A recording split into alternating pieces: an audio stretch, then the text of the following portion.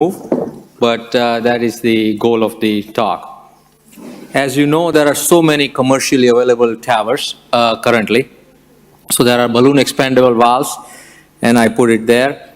Self-expanding valves, there are other design or mechanically expandable reorienting valves, and all these different types of valves are available, and we have now new data for the low-risk trials.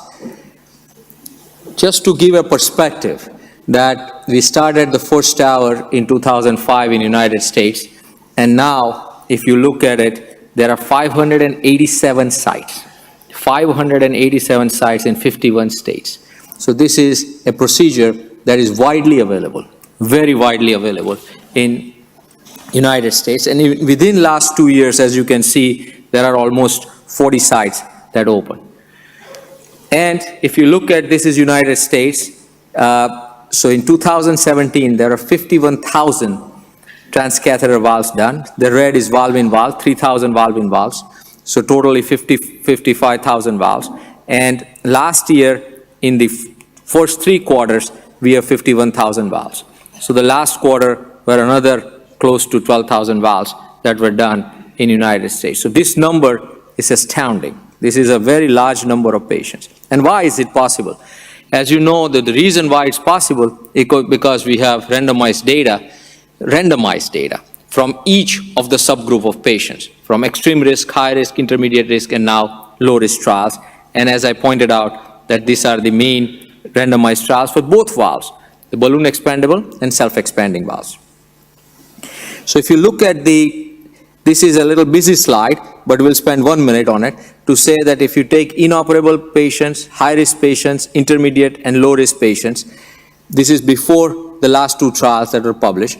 And if you look at 30-day mortality, 30-day stroke, and 1-year mortality, in each of these trials, you can see very clearly that if you compare the notes, they look incredibly similar. At least the TAVR does not look worse than surgery with any of these numbers. If you look at any of the 2 pairs, you will find that the numbers are extremely comparable. And now this is a little bit more detailed to see that if you are going to compare, I was going to see if there's a pointer. If you are going to compare, these are the 2 studies, and if you compare all different major complications, they are again, except I didn't put the pacemaker, but the pacemaker will be in favor of surgery. Other than that, everything else is in favor of TAVR or not as good with surgery, except in the P1A 2.4% stroke rate with surgery. This was the trial where we did not have neurologists see the patient. So there was some ascertainment problem with this particular trial. So this is the only trial where there is surgical stroke rate is 2.4. Ultimately, after that, it was always 6% stroke rate in high-risk patients. So just to confirm, just to have that clear, that the stroke after TAVR is definitely less than surgery. And this is the paper that we wrote just recently to say that if you compare TAVR versus SAVR, that even though the stroke risk may be similar in the first day, the risk of major stroke, high-risk stroke, is definitely higher with surgery compared to TAVR. So there is no question that surgery does not provide any benefit for the stroke prevention either. So there are the 3, as you know, that the partner trials, they're all the partner trials, and the partner 3 trial, I'll just go over the partner 3 just briefly. So this is the low-risk trial, again to know that 4% STS or less were enrolled, only TF, so no alternative access. 1-to-1 randomization.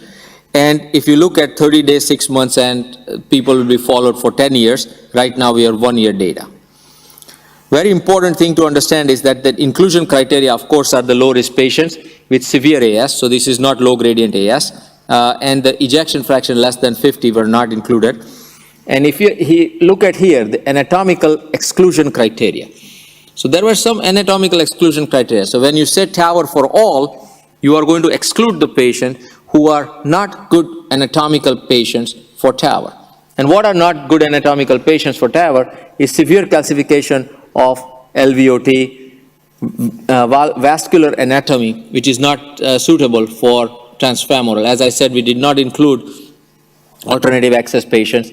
Complex coronary artery disease, so syntax score more than 32 were not included in this trial, and low coronary takeoff. So remember that we can predict most of the time the coronary occlusion. Very interesting that even after the core lab review and a very careful assessment of the coronary, there was still one patient who had a coronary occlusion in low-risk TAVR group. So these are the important things to keep in mind. SAPIEN 3 was small valve, and as you know, the non-hierarchical design was done. Importantly, the follow-up was outstanding. So the trial is superbly conducted. Sushil, myself, were in the steering committee too. And here you can see this, that the baseline patient characteristics, again, to understand that the patients were about 73, 74 years of age, so they're not 60 years of age, a male predominant lesion, and predominant group of patients. And here you can see that the comorbidities are extremely low. Very, very few comorbidities in these patients. Aortic valve gradient is high, mean gradient is 50, EF is normal, and not much MR, not much, I'm sorry, it went back. Not much MR or TR in these patients. Procedural outcomes, so procedural time is 60 minutes for TAVR. So again, the TAVR is done with expert people very efficiently. You will see that 35% of the people were still general anesthesia. So this is still done 65% local anesthetics, 35% general anesthesia. And concomitant procedures were done, and this is also important. Some people raise an issue with this, that there were 8% of the people with concomitant procedures in TAVR and surgery 26%. Out of 26%, only 12% were CABG. The rest were appendage occlusion.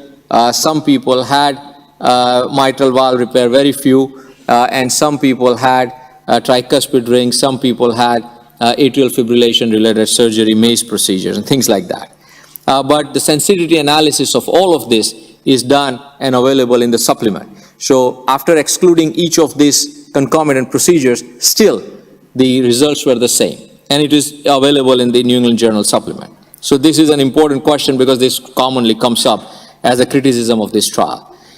The hospital death, see this, 0.4% and 0.9%. So both surgery and TAVR provided outstanding options for patients with low risk patient, symptomatic patient.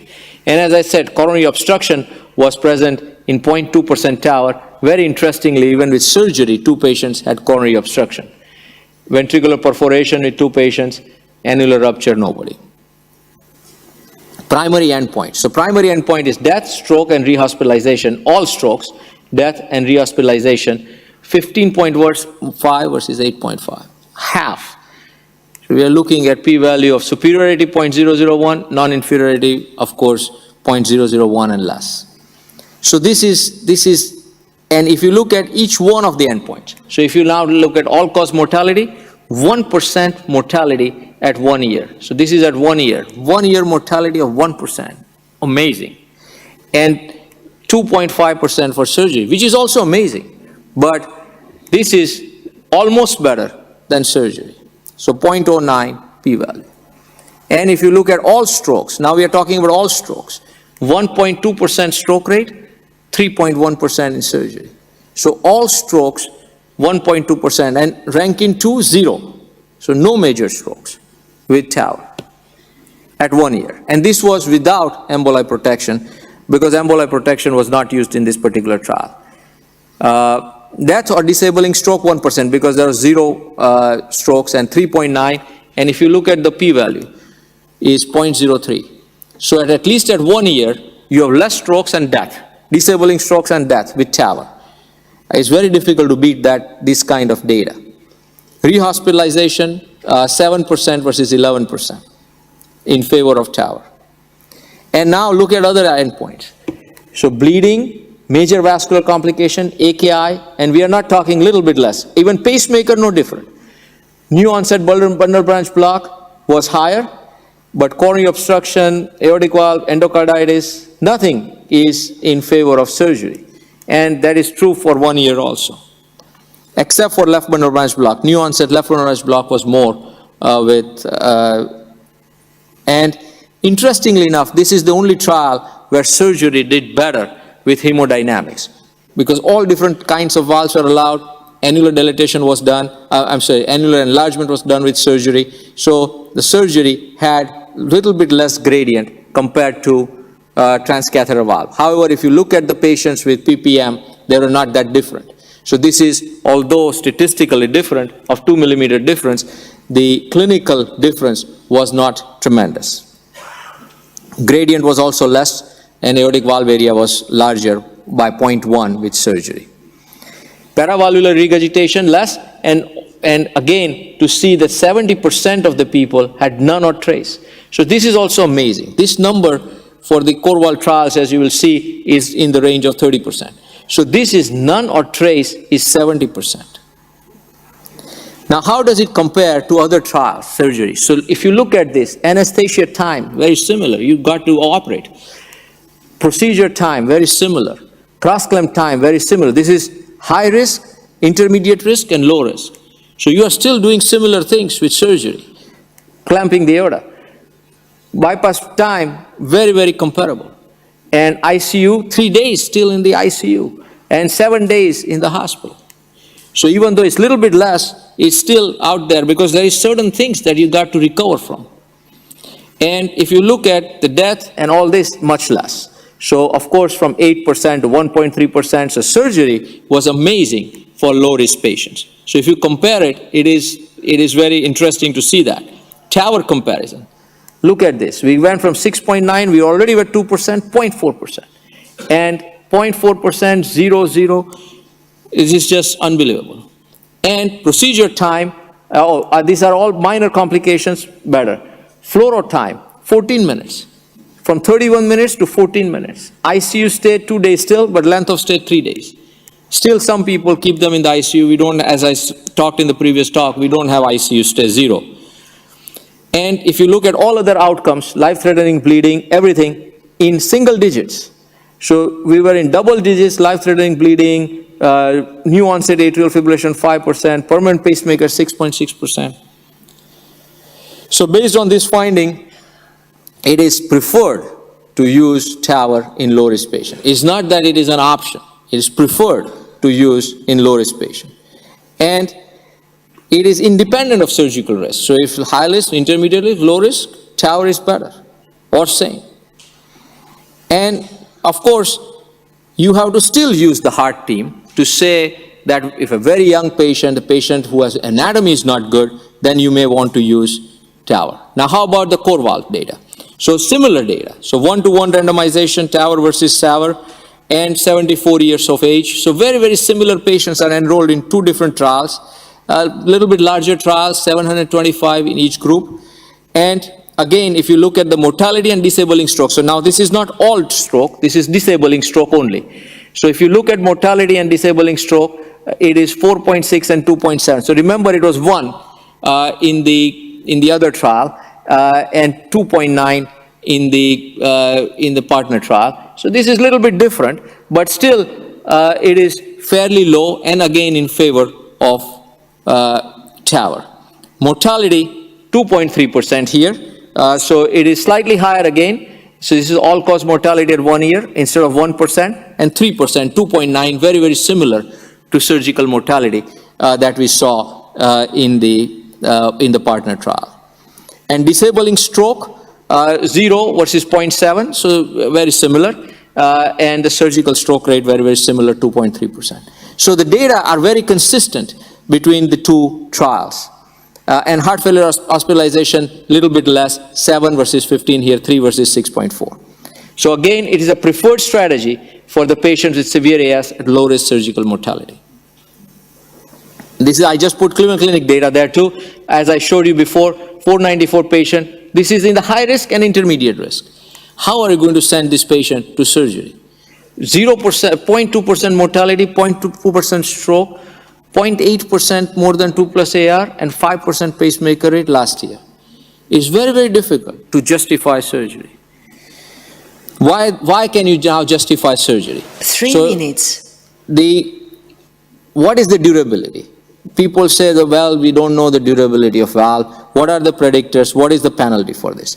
So the durability, so we just published this thing. We looked at, I put a fellow to look at all surgical literature. I said, look at every paper that exists for surgical follow. 250 papers. She looked at 250 papers, make tables, make graphs. 11 different definitions. 11 definitions exist for surgical durability of valve. The most common definition is need for reoperation, or patients who underwent knee reoperation.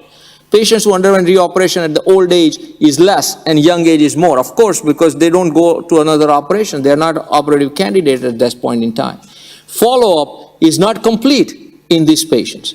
So the conclusion, and we published in JAMA Cardiology with Dr. Bob Bono, and a lot of surgeons reviewed the paper. And I have Dr. Blackstone as one of my authors. 2 minutes. And Dr. Swenson. Same thing. So we say that these data are uninterpretable. So you cannot really compare it. Durability, if you go for 5 years, at least head-to-head, 7 years, very similar data. And in the NOTION trial, if you look at the VAR criteria, the surgical durability was surgical SVD, so valve deterioration, was 24% versus 4.8. And you look at more than 12% gradient, more than gradient, everything in favor of TAVR valves. Subclinical leaflet thrombosis. Of course, a little bit more with the TAVR valves, but what does it mean? Nobody knows, except that there may be deterioration, which we didn't see so far. And what are the patients? So if you're not taking anticoagulation valve in valve, less than 23 millimeter valve, or the valve is not properly expanded, or the valve is placed a little bit low. So if you put the valve low, then the drainage is different, and you may get in the balloon expandable valve, this is already published, balloon expandable valve, there may be more leaflet thrombosis. And in our data, this is Cleveland Clinic data, so if you put it more than 8 millimeters below, valve depth is 6.5 or below with balloon expandable valve, we did have a few valves that had higher gradients. So over 8 years follow-up. So this is 8 years follow-up. So what is the correct thinking to finish on time? The correct thinking is that surgery for low-risk surgical patients or TAVR for low-risk TAVR patients. I think what we have to do now, of course, these are the areas where we are still working, and you heard a lot of talks about. What I say, TAVR for all, yes, consider TAVR for all. If they are not good TAVR candidates, then consider SAVR. Then you have SAVR. What is not good TAVR candidate is the anatomy is not good for TAVR, meaning that a lot of calcification, roots are not right, annulus is not right, bicuspid valve, we still have to answer the question. But then you consider SAVR, and again, if they're not SAVR, good SAVR candidates, then again you can come back to TAVR, depending on the risk benefits. That's where the heart team is. So currently, for all patients with aortic stenosis, I think it is necessary to consider TAVR. Thank you for it. Well, Dr. Kapadia, the data is compelling, but I would propose another paradigm, and I'm sure perhaps in future it may become reality. I would take the risk completely out of the denominator. And I would propose, as a clinician who wants the best outcome for my patient, if my patient is less than 65, we'll have an AVR, and if the patient is over 65, we'll have a TAVR. I would introduce the age denominator rather than high, low, medium, and all the nonsense. I have a better, easier way out. I say that if you are going to consider mechanical valve, then have surgery. We don't have mechanical valve. But if you are going to consider bioprosthetic valve, then forget about 65. If 65 you are going to put bioprosthetic valve, then you better consider TAVR.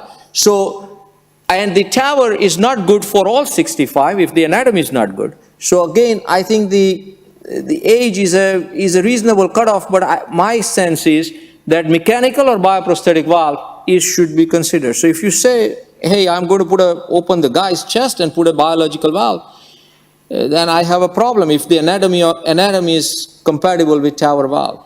That is the only thing that I am just raising.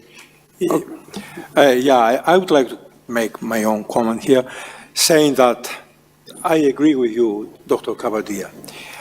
We have to separate the patients in those who are good candidates for TAVI or TAVR. Anyway, I'm sure that you appreciate that here in Europe we have accepted Sure, TAVI. I should say TAVI, yeah. Okay, great. It is because Patakos Jr. who brought this field. Anyway, so we have good candidates for TAVI and bad candidates for TAVI or TAVR. Now, we have to take into consideration two very important issues. One, as we just running 10 to 15 years of the history of this business, we are even today discussing so aggressively. So imagine 10 years later. Yes, everyone is going to get TAVI instead of surgery. And also we have to take into consideration the fact that the biomaterial are improving, the techniques and the biomaterial, okay? So industry is doing its best to find the ways to increase the bulk of the sales. And as such, I am very optimistic that you will be justified. And even at the ages of 25 or 35 or 40, in 5 to 15 years from now. And something else. Nowadays, human beings don't like, hate scars, and they like miniaturous devices and scarless techniques. This is a general message. I want to caution one thing. Scar, actually, it's I know. I want to just caution one thing, that one other thing you want to consider when you put a valve is that what would be the valve-in-valve strategy for the future. So if you are going to put a valve such a way that you are going to compromise the future coronary access when you put a second valve, not the first valve, but even the second valve, or so the STJ is low, you are going to cover it up with the leaflets, what is the size? So it is not a simple decision to say that all patients have good anatomy for TAVR. It requires a real expert to say that in the future, what will it look like when you have to do valve-in-valve. And so there are some patients that I would say that it is better to do surgery, even if the first valve is a good anatomy. So these are all good questions to answer, but at least consider TAVR for all. Consider, that's why I put it there. Great. Thank you very much indeed, sir. And now it's our pleasure to invite the